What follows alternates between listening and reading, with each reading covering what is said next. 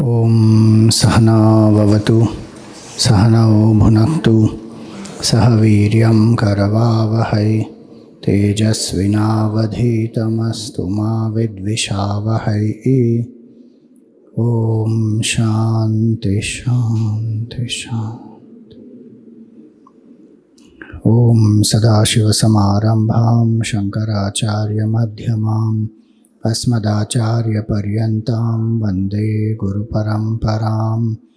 श्रुतिस्मृतिपुराणानाम् आलयं करुणालयं नमामि भगवत्पादं शङ्करं लोकशङ्करं। शङ्करं शङ्कराचार्यं केशवं बादरायणं सूत्रभाष्यकृतौ वन्दे भगवन्तौ पुनः पुनः। ईश्वरो गुरुरात्मेति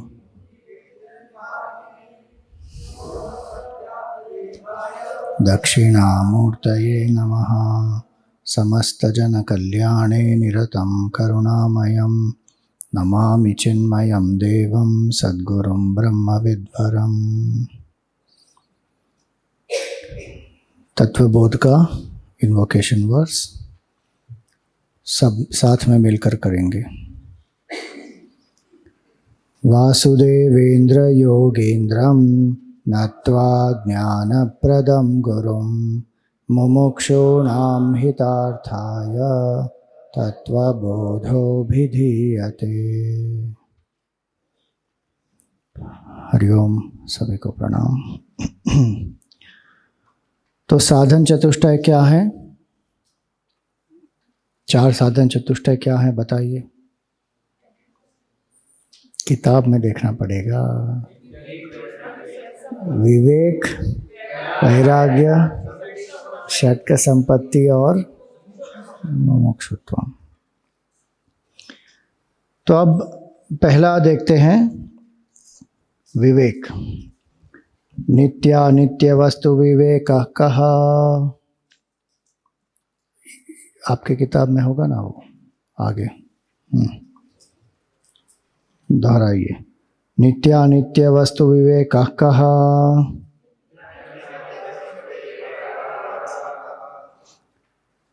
कुछ अलग है क्या आपके बुक में? सेम है ना? विवेक कहा दो बार, राइट? हाँ। नित्यम वस्तु एकम ब्रह्म तद्व्यतिरिक्तम सर्वम अनित्यम अयम एव नित्यानित्य वस्तु विवेकः।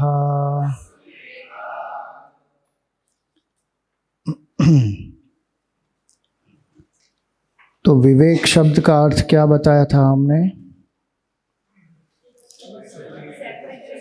सेपरेट करना,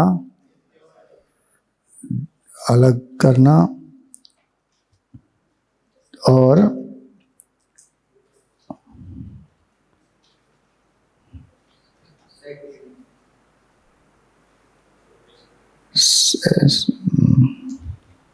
सेग्रीगेशन भी आप कह सकते हैं उसको।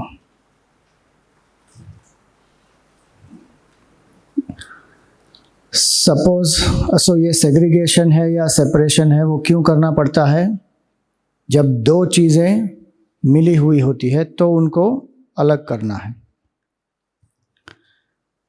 तो अगर चावल और पत्थर मिला है तो आसानी से सेपरेट हो सकता है। इन तीन एग्जाम्पल्स में फर्क क्या है ये बताइए। एक है चावल और पत्थर, दूसरा है मिल्क एंड वाटर, तीसरा है सेल्फ एंड बॉडी। इसमें फर्क क्या है? Self and body.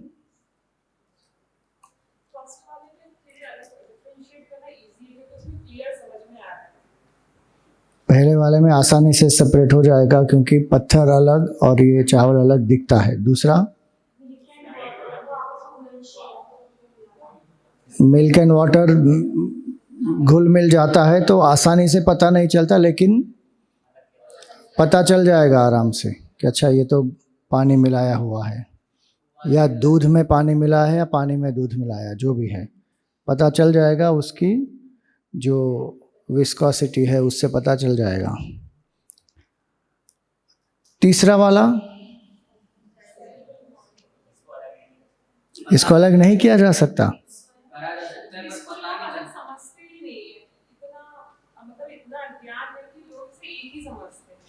हाँ, तो ये फर्क इसमें ये है कि सबसे पहले ये दो है यही पता नहीं है।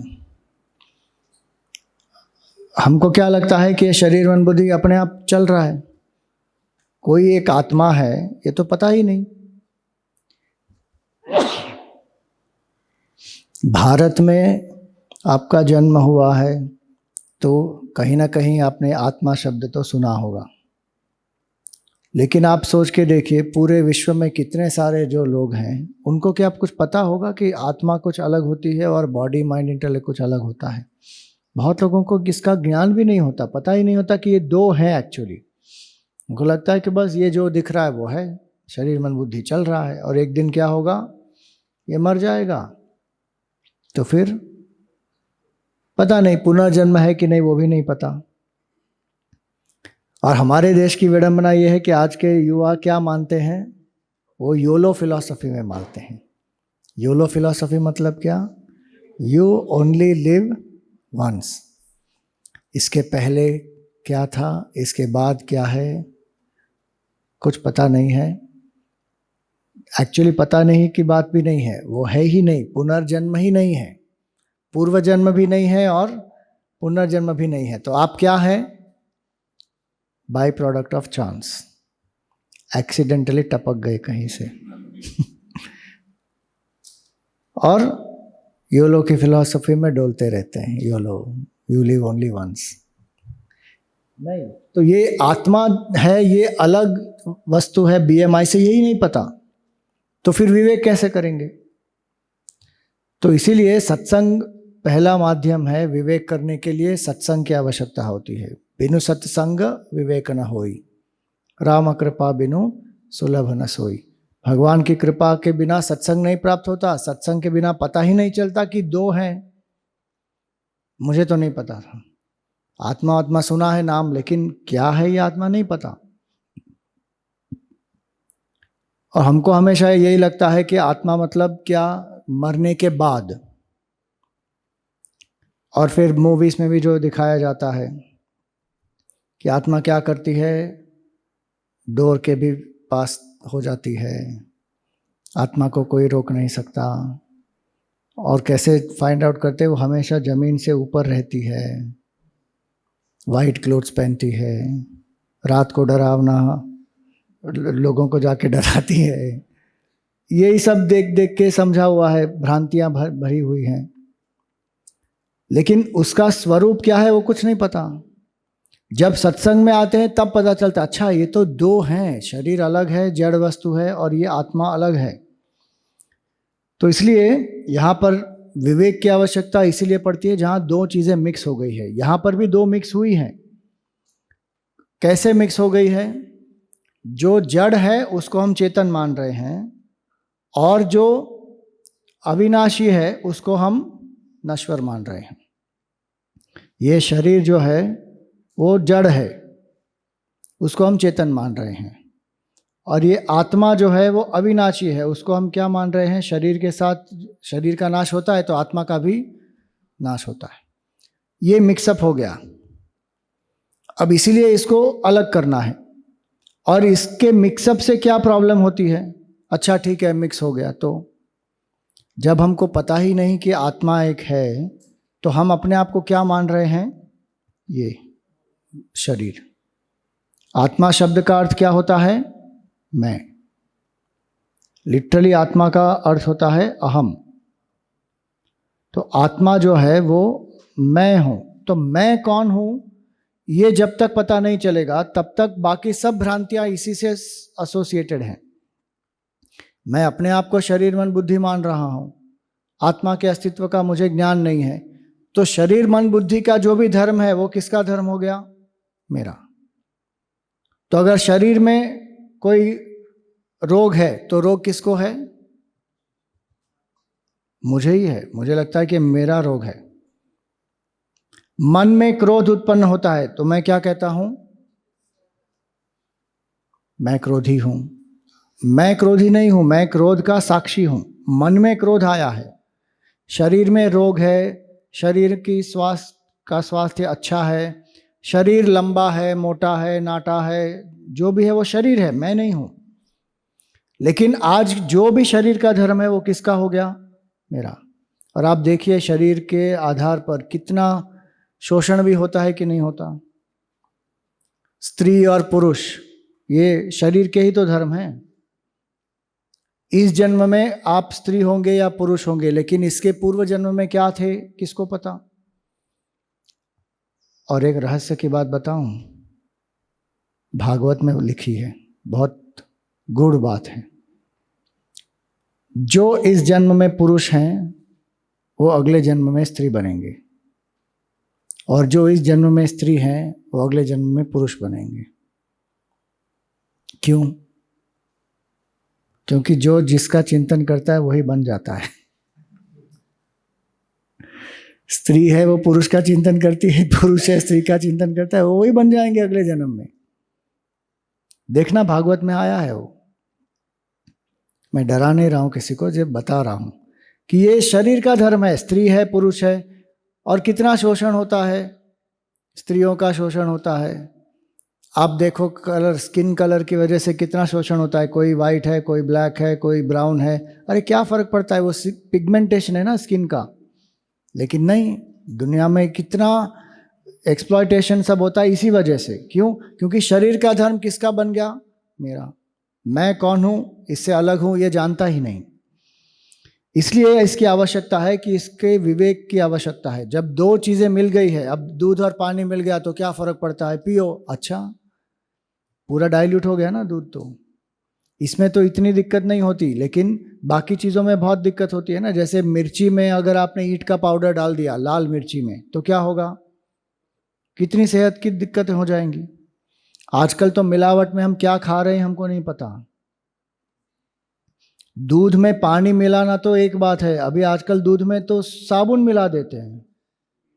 मॉडर्न एग्जाम्पल में हमको ये बोलना पड़ेगा, पहले तो नीर क्षीर विवेक कहते थे पानी और दूध का, अब बोलना पड़ेगा दूध और वॉशिंग पाउडर। उसका सेपरेशन करो। एक्चुअल गोभी और केमिकल वाली गोभी पता ही नहीं चलेगा, कैबेज कौन सी रियल कैबेज है। तो जहां ये मिश्रण हुआ है उसको हम तमोगुण के कारण कहेंगे हाँ ठीक है चलो जाने दो, क्या फर्क पड़ता है। नहीं, फर्क बहुत पड़ता है। इसी तरह शरीर मन बुद्धि को अपना देह का अपना धर्म मान लिए हैं, तो जो भी उसमें हो रहा है वो मुझे हो रहा है। लेकिन मेरा स्वरूप क्या है, मैं तो असंग आत्मा हूं। इसलिए इस विवेक की बहुत आवश्यकता है। तो पहली बात हो गई कि विवेक कब उपयोग में आता है, जब दो चीजें मिली हुई होती हैं।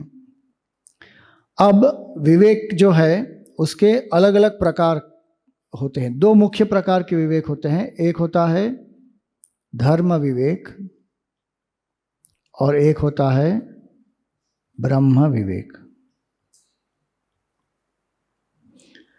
इसमें धर्म विवेक और ब्रह्म विवेक में, ये धर्म विवेक जो है वो सबसे पहले करने की आवश्यकता है। तो धर्म विवेक के भी अलग अलग प्रकार होते हैं। एक है धर्म और अधर्म।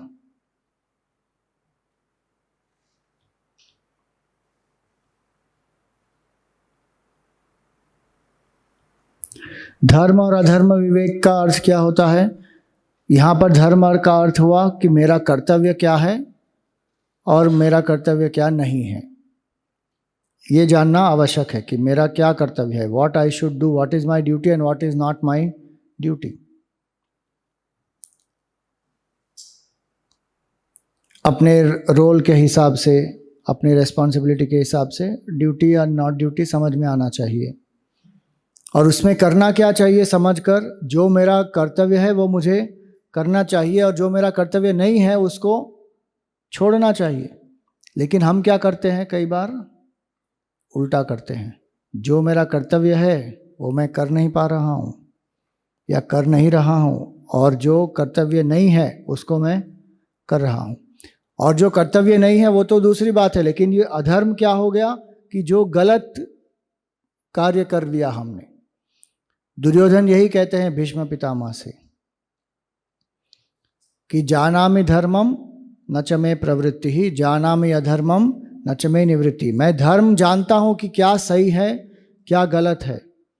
दूसरा अर्थ धर्म और अधर्म का ये होता है, क्या सत्य है और क्या असत्य है।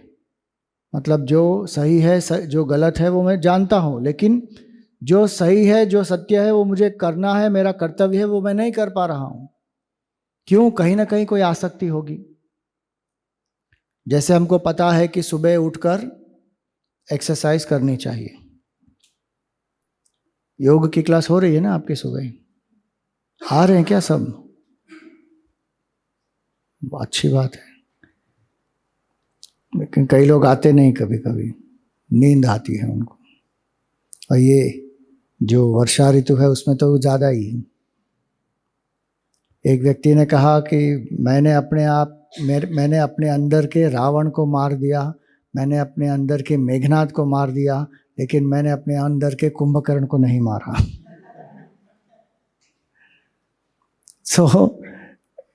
पता होता है कि सुबह उठ के एक्सरसाइज करना है, ध्यान करना है, पढ़ना है, साधना करनी है, जो भी है, लेकिन फिर भी नहीं कर पाते हैं। क्यों? क्योंकि कहीं ना कहीं आसक्ति होगी, नींद से, तमोगुण से। तो एक होता है धर्म अधर्म का विवेक, दूसरा जो है ये धर्म अधर्म में भी एक होता है ये जो मेरा कर्तव्य है और अकर्तव्य, एक जो सत्य है और एक असत्य है। और एक जो है वो है वैल्यूज। तो वैल्यूज के आधार पर राइट एंड रॉन्ग। क्या आप मानते हैं कि राइट एंड रॉन्ग होता है या फिर राइट एंड रॉन्ग रिलेटिव होता है?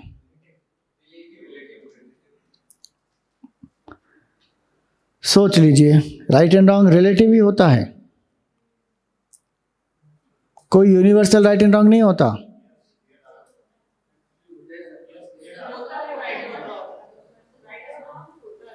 होता है ना, कई सिचुएशंस में ग्रे एरिया हो सकते हैं, उसमें भी राइट एंड रॉन्ग को फाइंड आउट करना पड़ता है। वो कॉन्टेक्चुअल भी हो सकता है, लेकिन राइट एंड रॉन्ग तो होता है। अगर कोई कहता है कि नहीं नहीं it's all relative, dependent on people, अब मुझे जो राइट लगता है वो आपके लिए रॉन्ग हो सकता है, आपके लिए जो राइट है मेरे लिए रॉन्ग हो सकता है, ये argument is not very tenable. क्यों? क्योंकि अगर ऐसा है तो फिर न्याय की क्या आवश्यकता है, लॉ की क्या आवश्यकता है? मुझे लगता है कि मुझे आकर एक चाटा मारना चाहिए आपको, बस ये सत्य है, ये in my opinion that is right, मार दूंगा आके सीधा। क्यों? That is my right. आजकल लोग कहते हैं ना इट इज योर ट्रूथ। आपका अनुभव है अलग बात है, लेकिन आपका ट्रूथ अलग है, मेरा ट्रूथ अलग है, ये क्या हो गया? कितना कंफ्यूजन होगा ना उसके बाद। There is right and wrong, universal right and wrong.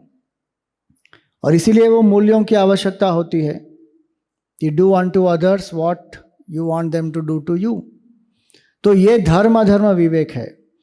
Specific context में जैसे अर्जुन की परिस्थिति क्या हुई, जनरली कहते हैं कि नॉन वायलेंस इज इंपॉर्टेंट, लेकिन एक क्षत्रिय को जब अपने देश की रक्षा करनी है या धर्म की रक्षा करनी है तो उस समय अगर उसको वायलेंस करना पड़ा तो क्या वो गलत हो जाएगा? नहीं,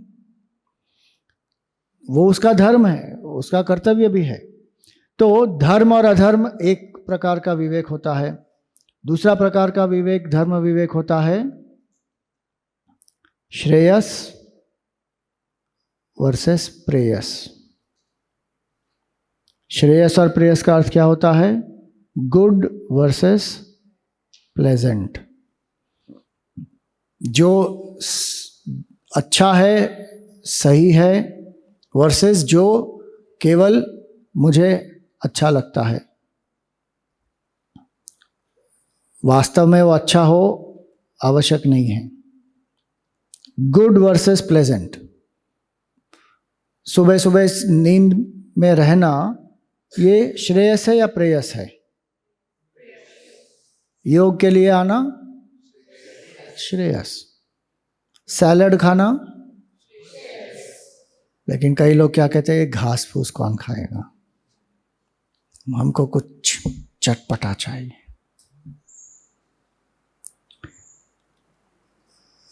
अलग अलग सिचुएशंस में सत्य बोलना श्रेयस है या प्रेयस? श्रेयस है। मैंने अगर कुछ गलत किया तो उसको एडमिट करना श्रेयस है या प्रेयस है? श्रेयस। अगर मुझे कोई लाभ चाहिए उसके लिए मैं थोड़ा बहुत कॉम्प्रोमाइज कर देता हूं तो वो श्रेयस है या प्रेयस? वो प्रेयस हो गए। तो ये श्रेयस और प्रेयस का फर्क जानना चाहिए, क्योंकि जब तक मन में ये श्रेयस का पालन करने की क्षमता नहीं होगी तब तक व्यक्ति ब्रह्म विवेक नहीं कर सकता। आप देखेंगे कठोपनिषद में आता है, जो नचिकेता है यमराज से मांगते हैं, यमराज उनको 3 वर देते हैं। पहले वर में तो अपने पिता के लिए शांति मांग लेते हैं, दूसरे वर में वो स्वर्ग की प्राप्ति के लिए एक अग्नि विद्या का वरदान मांगते हैं, और तीसरे वर में वो मांगते हैं आत्मज्ञान।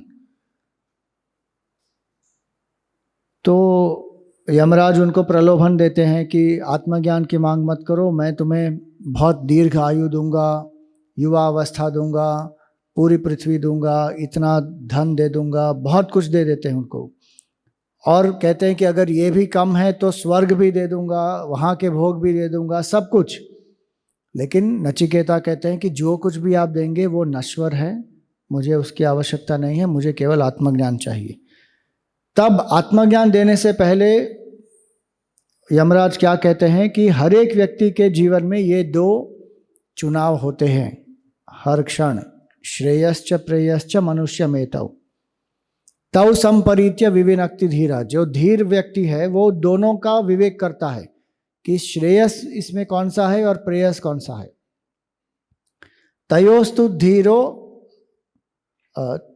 अभिप्रेयसो तयोस्तु धीरः श्रेयः वृणीते प्रेयो मंदो योगक्षेमाद् वृणीते। जो मंद बुद्धि है वो प्रेयस का वर्ण करेगा। क्यों?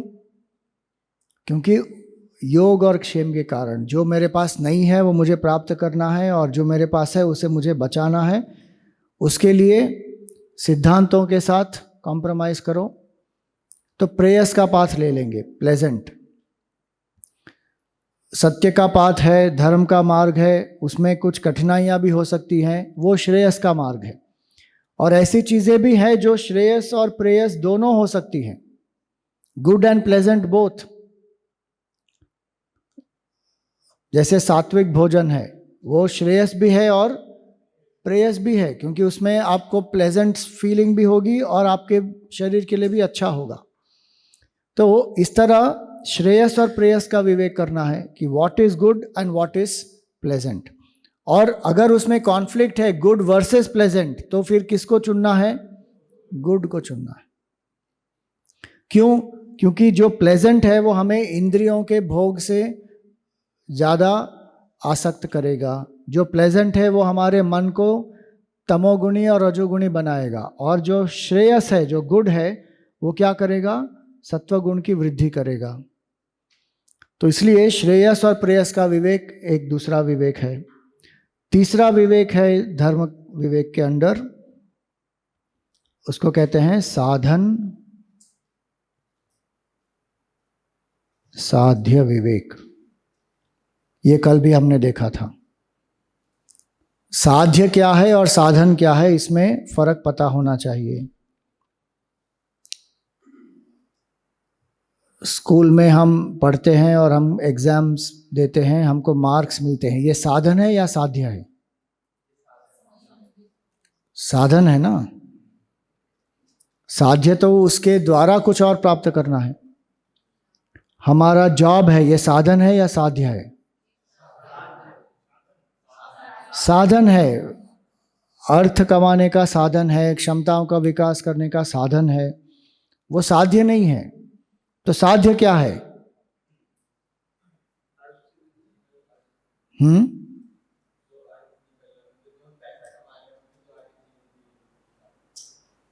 साधन है। साध्य क्या है? साध्य पूछ रहे हैं ना।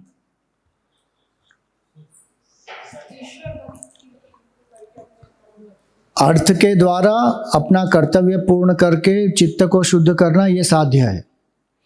चित्त की शुद्धि क्यों चाहिए? ईश्वर प्राप्ति के लिए, परमानंद प्राप्ति के लिए, वो साध्य हो गया। तो साधन साध्य का विवेक होना चाहिए जीवन में। कई बार क्या होता है कि साधन साध्य का विवेक नहीं किया होता तो साधन ही साध्य बन जाता है और साध्य भी साधन बन जाता है। भगवान साधन है या साध्य है? साध्य है, लेकिन हम कई बार भगवान को साधन के रूप में ही प्रयोग करते हैं ना। भगवान मुझे ये दे दो, भगवान मुझे वो दे दो। एग्जाम के टाइम कितने सारे लोग जाते हैं, हे भगवान प्लीज मैंने जो पढ़ा है उसी में से क्वेश्चन आने चाहिए, और अगर मैं पास हो गया तो क्या करूंगा? एक नारियल चढ़ा दूंगा आपको। भगवान को साधन बना दिए। क्या इसमें कुछ गलत है भगवान को साधन बनाने में? क्या हमें भगवान से कुछ मांगना चाहिए या नहीं मांगना चाहिए? हमारा धर्म तो ये नहीं कहता कि नहीं मांगना चाहिए। 4 प्रकार के भक्त बताए हैं, आर्त, जिज्ञासु, अर्थार्थी और ज्ञानी। तो आर्त भक्त है वो कब भगवान की प्रार्थना करता है? जब उसको कोई संकट होता है तब। एक स्कूल में एक टीचर ने पूछा, बच्चों खाने के पहले प्रार्थना करते हो क्या? तो एक बच्चे ने कहा, मैं नहीं करता। क्यों? क्योंकि मेरी माताजी बहुत अच्छा खाना बनाती हैं। तो कई लोगों को ये लगता है कि कब जब प्रॉब्लम होती है तभी भगवान याद आते हैं, बाकी समय भगवान याद ही नहीं आते। इसीलिए कुंती माता ने तो प्रार्थना की थी कि हे भगवान आप मुझे ज़्यादा कष्ट दे दो, दुख दे दो। क्यों? क्योंकि दुख में ही आपका स्मरण होता है, सुख में हम आपको भूल जाते हैं। तो साधन साध्य विवेक होना चाहिए कि जीवन में साधन क्या है और साध्य क्या है। किसी व्यक्ति को प्राप्त करना है हमारे जीवन में, वो साधन है या साध्य है? ये व्यक्ति मेरे जीवन में आए, मैं पूरा जीवन इनके साथ बिताना चाहता हूँ। आजकल लोग कहते हैं ना, I want to grow old with you. अच्छा, वेरी गुड। ये साधन है कि साध्य है? साधन। तो साध्य क्या हुआ? उनके साथ जो बूढ़ा होने वाले वो साध्य है।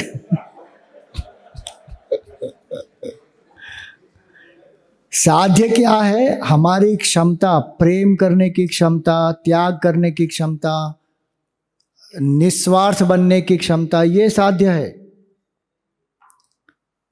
हमको लगता है व्यक्ति ही साध्य है और इसीलिए दिक्कत होती है। एक बार वो व्यक्ति जीवन में आ गया, उसके बाद घर की मुर्गी दाल बराबर, ऐसा हो जाता है। वो साधन है केवल। साध्य क्या है कि साथ साथ हम कैसे प्रेममय जीवन बिताएं, निस्वार्थ हो, एक दूसरे को समझें और अंत में तो परम आनंद का अनुभव करें। तो साधन साध्य विवेक बहुत आवश्यक है। कई लोग साधन को साध्य जब बना देते हैं तो साध्य को भूल ही जाते हैं, इसीलिए कंफ्यूजन होती है। चौथा विवेक है सुख दुख विवेक। सुख दुख विवेक का अर्थ क्या होता है? हमारा मन जिस चीज में सुख की कल्पना करता है वो मन वहीं जाता है, और जिस चीज में उसको दुख प्राप्त होता है वहां पर मन नहीं जाता। और इसलिए मन में हमारा ज्ञान क्या है, हमारा निश्चय क्या है, वो एग्जामिन करना चाहिए। कई लोगों को साधना, सत्संग इसमें रुचि होती है, क्योंकि उनको लगता है कि यहाँ जाने से, भगवान का नाम लेने से, मंदिर जाने से, सत्संग में रहने से मुझे बहुत अच्छा लगता है, तो वो यहाँ पर आते हैं। किसी को क्या लगता है कि नहीं नहीं नहीं, साधना बहुत मुश्किल है, उनको कष्ट होता है, दुख होता है। सुबह की मेडिटेशन क्लास, अरे बाप रे बहुत मुश्किल है, क्यों? नींद आ जाती है, उससे अच्छा मैं रूम में ही सो जाऊं। क्यों? एक तो अभ्यास नहीं होता, दूसरा मन में ये विवेक नहीं होता ना कि meditation is equal to happiness, वो अभी तक हुआ नहीं है। मेडिटेशन के साथ अगर सुखद अनुभव हुआ है तो फिर व्यक्ति को चाहिए कि चलो अगले दिन भी मैं जाऊंगा, लेकिन अगर मेडिटेशन में कठिनाई हो रही है, मन भटक रहा है, नींद आ रही है, तो फिर मेडिटेशन नहीं होगा। तो मेडिटेशन के साथ हमने फिर क्या जोड़ दिया होगा? दुख।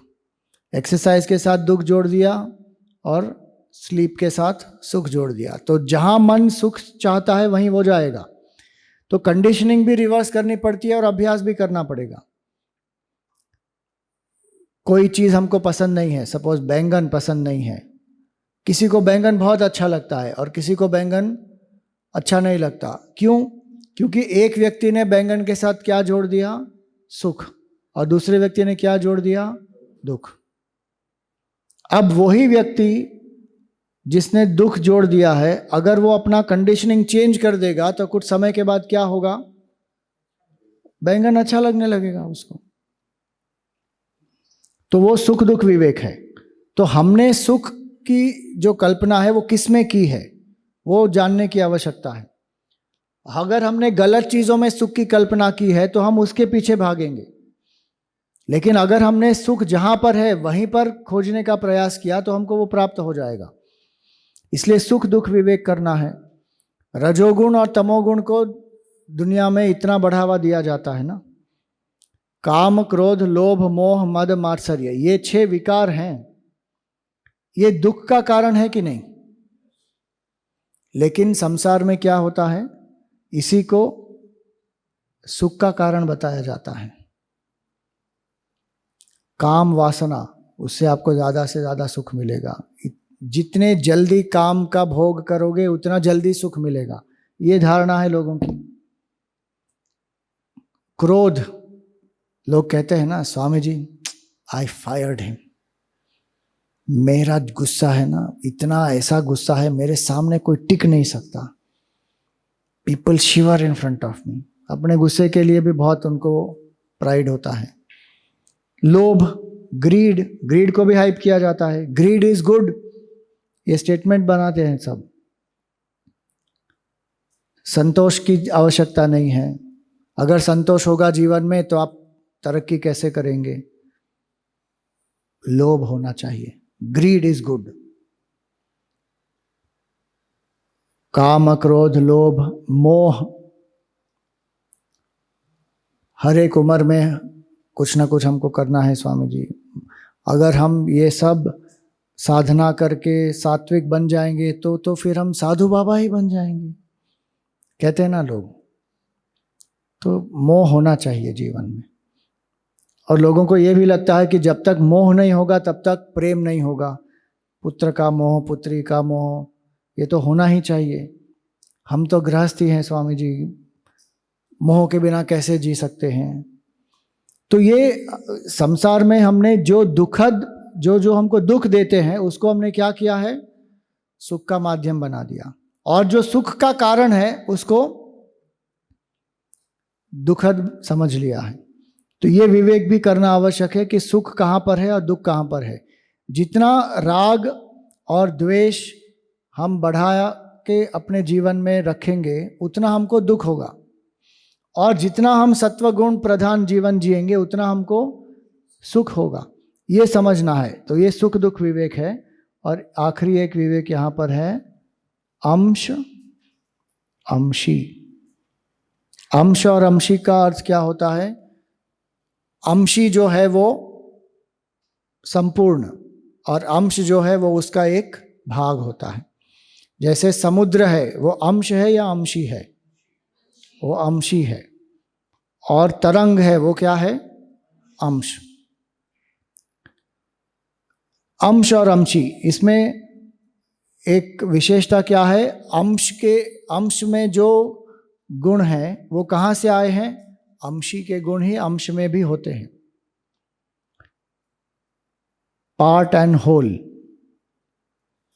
तो जो हम मानते हैं कि हम कौन हैं, ये शरीर है, मन है, बुद्धि है, तो ये कहाँ से आया? द्वैत की भावना से अगर हम देखें तो ये हम अंशी हैं, हम अंश हैं और भगवान अंशी हैं। ममैवांशो जीवलोके जीवभूत सनातनः, 15वें अध्याय में भगवान कहते हैं कि मेरा ही अंश है जीव। तो भगवान में जो गुण है वो हम में भी है, कम मात्रा में है लेकिन हम में है। भगवान में ज्ञान शक्ति है, इच्छा शक्ति है, क्रिया शक्ति है, तो हम में भी ज्ञान शक्ति, इच्छा शक्ति और क्रिया शक्ति है। तो हमको अपने आप को हीन दीन नहीं मानना चाहिए। क्यों? क्योंकि हम किसके अंश हैं? भगवान के ही अंश हैं। ये 5 प्रकार के जो धर्म विवेक है, जो भी ये धर्म विवेक करता है उसकी बुद्धि क्या हो जाएगी? सूक्ष्म। और जब तक ये बुद्धि सूक्ष्म नहीं होती और मन शुद्ध नहीं होता, तब तक ये ब्रह्म विवेक हम नहीं कर पाएंगे। वसुदेव और देवकी को इसका प्रतीक माना जाता है। वसुदेव जी सूक्ष्म बुद्धि का प्रतीक हैं और देवकी माता किसका प्रतीक है? शुद्ध मन का। इनके यहाँ ही भगवान का जन्म होता है, इनको ही यही भगवान के माता पिता हैं। उसका सांकेतिक अर्थ क्या हुआ? जब तक हमारा मन शुद्ध नहीं होगा, बुद्धि सूक्ष्म नहीं होगी, तब तक हमें भगवत अनुभव नहीं हो पाएगा। अब ये 2 जो प्रकार के विवेक हैं, जब इनको हम करते हैं तब सूक्ष्म बुद्धि शुद्ध मन होता है, फिर ये ब्रह्म विवेक हो पाएगा। तो ब्रह्म विवेक जो है उसके अलग अलग प्रकार जो होते हैं वो क्या है? उसमें पहला है नित्यानित्य वस्तु विवेक।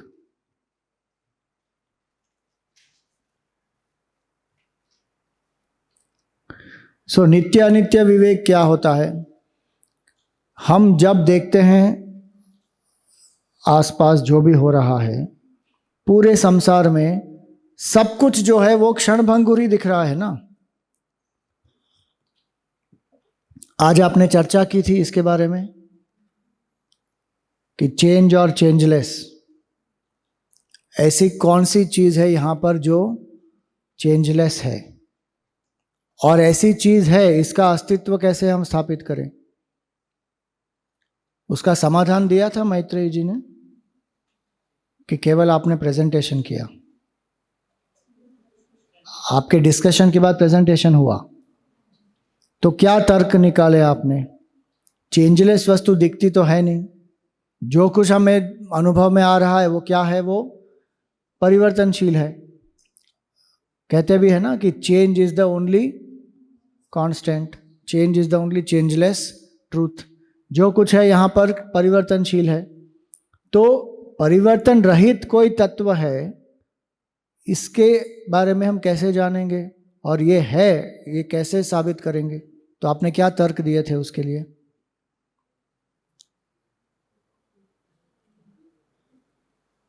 स्वामी जी, ये हमारा डिस्कशन दोपहर को हुआ था, अब तक परिवर्तन हो गया हमारी बुद्धि में, याद ही नहीं कंक्लूजन।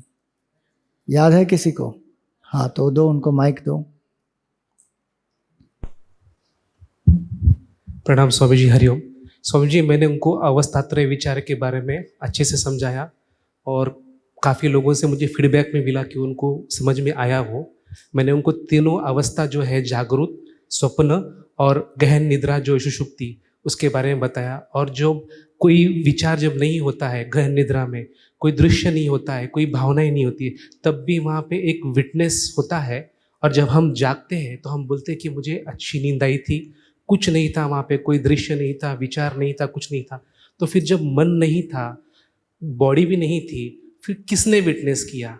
वो विटनेस करने वाला जो है वो आत्मा है, हम स्वयं है। और मैंने दूसरों को एग्जाम्पल दिया था, जब जन्म हम लेते हैं, मनुष्य जन्म लेता है, तो बाल अवस्था से लेकर वृद्ध अवस्था तक वो मैं कांस्टेंट रहता है, पर शरीर चेंज होते रहता है। तीसरा मैंने उन्हें एग्जाम्पल ये दिया था, इंसान की जब मृत्यु हो जाती है तब हम बोलते हैं कि शरीर तो हमारे सामने पड़ा होता है, फिर हम उसे अग्नि में ये भी कर देते हैं, बट फिर से पुनर्जन्म होता है। तो फिर जन्म, कुछ ना कहीं जन्म होता है और देयर इज अ कंटिन्यूशन। और मैंने उन्हें एक क्वेश्चन ऐसे पूछा कि क्या कभी आपको ऐसे लगा कि आप नहीं हो, आप हमेशा, रियलिटी चेंज होते रहेगी बट हमेशा जो मैं हूँ और एक्सपीरियंसेस ये जो वर्ल्ड का है वो कंटिन्यू रहते रहेगा? तो मैंने उनको बताया था। धन्यवाद स्वामी। तो ये अच्छा है, तीनों जो आपने लॉजिक दिए वो वेदांत के अनुसार है।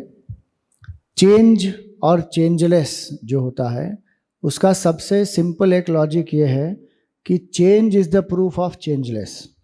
कैसे?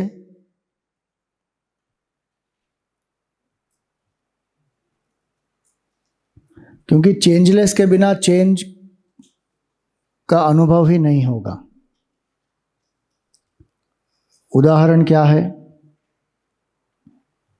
बहुत सारे उदाहरण हैं। Train and the track. जब ट्रेन चलती है तो जो पटरी है वो भी उसके साथ चलती है क्या? वो तो स्थायी रहेगी ना, तभी उस पर ट्रेन आगे जा सकती है। इसी तरह कोई नृत्य कर रहा है तो स्टेज जो है वो तो कांस्टेंट रहेगी, अगर स्टेज भी हिलेगा तो मुश्किल हो जाएगी। So dancer and the stage, movie and the screen. अब ये स्क्रीन यहाँ पर है तो अलग अलग दृश्य उस पर हम प्रोजेक्ट कर सकते हैं। तो जब हम देखते हैं कि कोई परिवर्तन हो रहा है तो उसका आधार एक परिवर्तन रहित तत्व तो होगा ही, उसके बिना हो ही नहीं पाएगा। उन्होंने जो उदाहरण दिया वो सब्जेक्टिव उदाहरण है कि जागृत, स्वप्न, सुषुप्ति, ये तीन अवस्थाएं आती जाती रहती हैं, उसका एक साक्षी है। वैसे ही शरीर की अवस्थाएं होती है, बाल्यावस्था, युवावस्था, वृद्धावस्था, ये परिवर्तनशील है, लेकिन उसको जानने वाला कौन जो है, मैं है, वो है परिवर्तन रहित। तो जहां जहां चेंज है वहां पर चेंजलेस सबस्ट्रेटम तो होगा ही, और इसलिए ये नित्य और अनित्य वस्तु विवेक करने की आवश्यकता है। यहां पर इसलिए कहा गया कि नित्यम वस्तु एकम ब्रह्म। नित्य वस्तु क्या है? केवल एक ब्रह्म है। और इसको क्यों जानना चाहिए, नित्य और अनित्य वस्तु विवेक को? क्योंकि जब हम परिवर्तनशील जगत से तादात्म्य करते हैं तो वही दुख का कारण है। क्योंकि हमको क्या प्राप्त करना है? परम आनंद, परिवर्तन रहित आनंद हमको चाहिए। पर परिवर्तन रहित आनंद क्या हमको परिवर्तनशील जगत से प्राप्त होगा? नहीं हो पाएगा। नश्वर जगत से शाश्वत आनंद प्राप्त हो सकता है क्या? बेसिक कॉमन सेंस होगी ना ये तो, कि नहीं हो सकता। लेकिन ये बेसिक कॉमन सेंस ही हमको नहीं होती है, क्योंकि हमको पता ही नहीं होता कि हमको चाहिए क्या। और इसलिए जब समझते हैं कि अच्छा ये परिवर्तनशील चीज़ें हैं, इससे मेरी अपेक्षा है कि परिवर्तन रहित आनंद हो, ये अपेक्षा ही गलत है। इसलिए हमारे गुरुदेव कहते थे,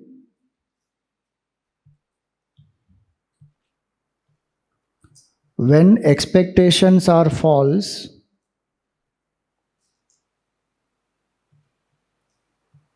disappointment is natural.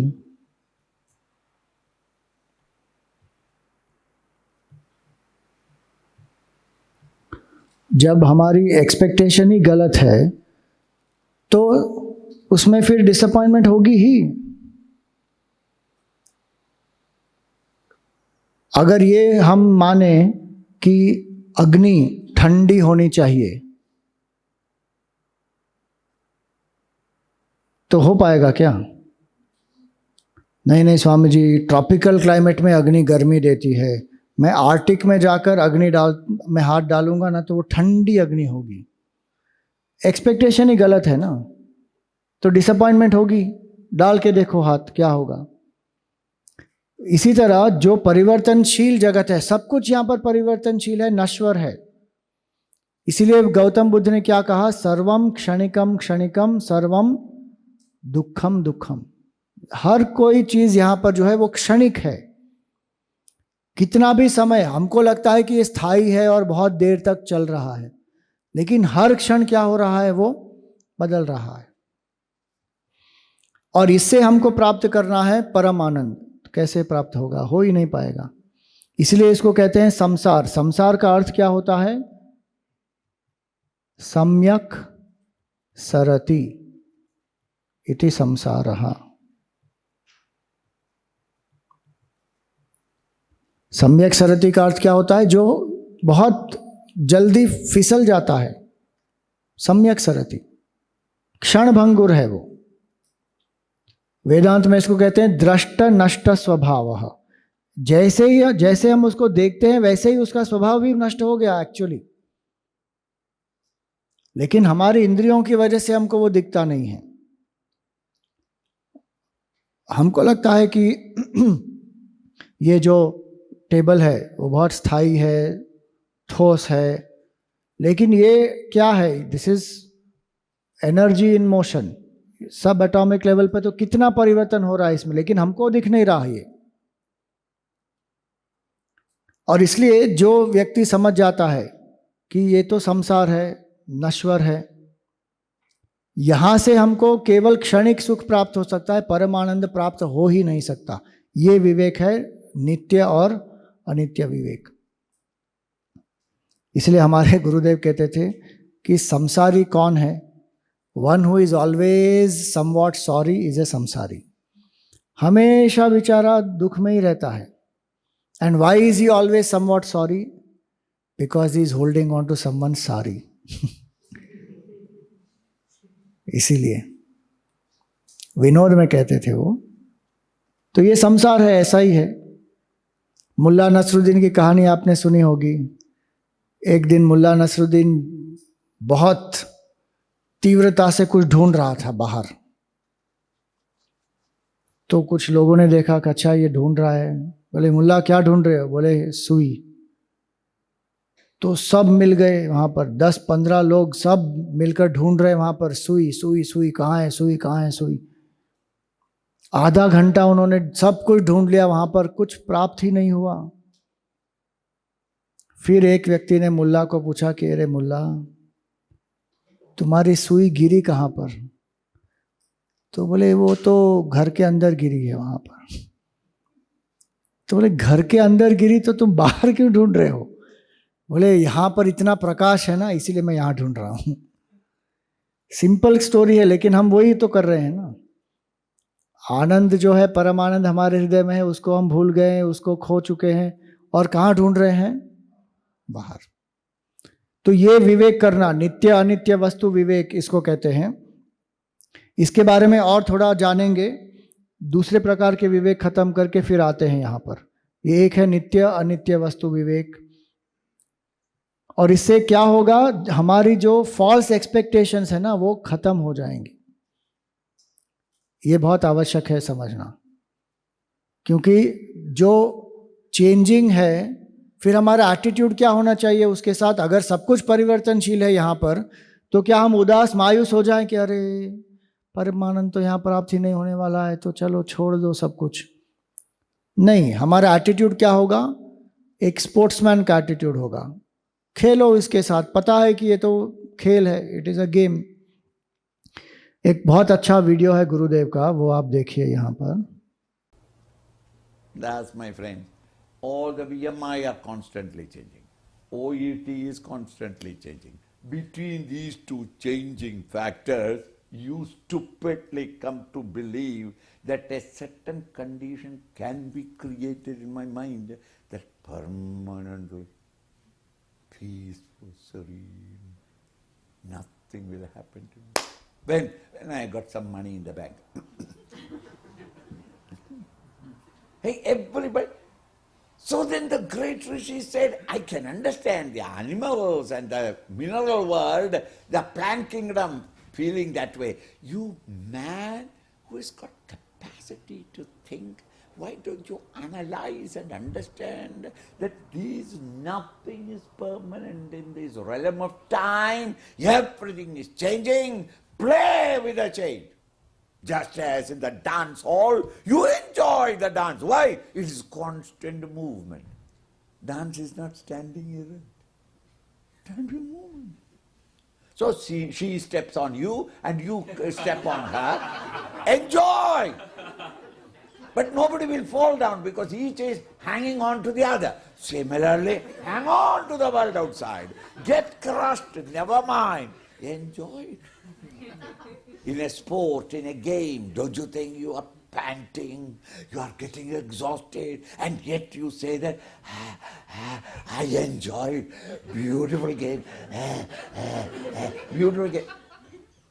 You physically suffer, but mentally you enjoy. Why? It is a sport, it is a game. I wanted it. In the same way, enter the world, live through the joys and sorrows of life, but consider it as a sport. Why? You are not expecting anything permanent here. I knew that nothing is permanent. My husband is not permanent, my wife is not permanent, my children are not permanent, my business is not permanent. Nothing is permanent. But when it is there, I play. When it is not there, I play. Just because I am losing, is there a sportsman who has never continued the sport? See? So when I lose, I say that beautiful stroke. Ah, nice. And in case I win, I say better luck next time. Today you are not in your mood. I know you will always beat me down, but better luck next time. This is called sportsmanship. So sometimes I win, sometimes I lose. Why are you worried? Unless you are lose somewhere else. Play the game till the end. Think? So, the great Rishi said, why is it that these people, man, suffering until because of his ignorance? He refuses to make use of his intellectual capacity to analyze. He is very good in analyzing the outer world. Science, he progresses, but when he turns upon himself, he feels unhappy and incapacitated, as it were. He never turns his attention to it. Vimudha nanupashyanti. Visheshena mudha. Supreme idiots never understand this great truth. Gita says, supreme idiot means not that you are incapable of wisdom, but you refuse to think. What can you do? You are so preoccupied with the world of seeking a permanent happiness amidst impermanent things, so fully engaged that your attention cannot be turned away. When they have... तो ये है नित्य अनित्य वस्तु विवेक। जो वस्तु अनित्य है उसको अनित्य जानने से क्या होगा? हमारी फॉल्स एक्सपेक्टेशन ख़त्म हो जाएगी। लेकिन जो हमारा व्यवहार है वो तो हम जो करना है वो करेंगे, लेकिन उससे परम आनंद प्राप्त होना है ये नहीं मानेंगे। ये गलत धारणाएं खत्म हो जाएंगी। आप किसी जगह पर जाते हैं, 4 दिन 5 रात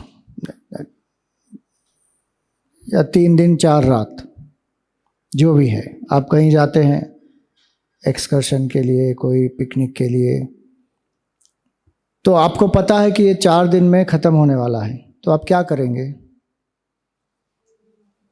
क्या आप मायूस हो जाएंगे कि अरे ये तो ख़त्म होने वाला है यार 4 दिन में, क्या फ़ायदा यहाँ पे आने का, चलो सोए पड़े रहो और क्या?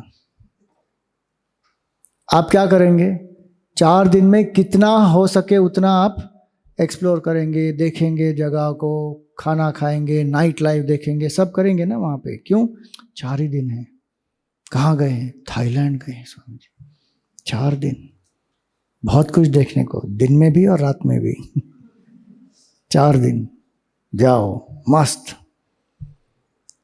फिर आ जाएंगे तो क्या होगा, आहा कितने अच्छे दिन हुए, 4 दिन 4 रातें, बहुत सुंदर। इसी तरह हम यहाँ पर आए हैं, नश्वर जगह है, पता है कि एक दिन हमको जाना है, तो क्या करेंगे, तमोगुण में पड़े रहेंगे। अरे एक दिन तो मरना है यार, यहाँ पे तो कुछ है ही नहीं, there is no happiness in this world, चलो नहीं। जैसे गुरुदेव ने कहा, live the life with sportive attitude, लेकिन फॉल्स एक्सपेक्टेशन नहीं है, और इसीलिए आसक्ति नहीं होगी, इसलिए विवेक के कारण फिर वैराग्य होता है। तो वो आगे हम देखेंगे।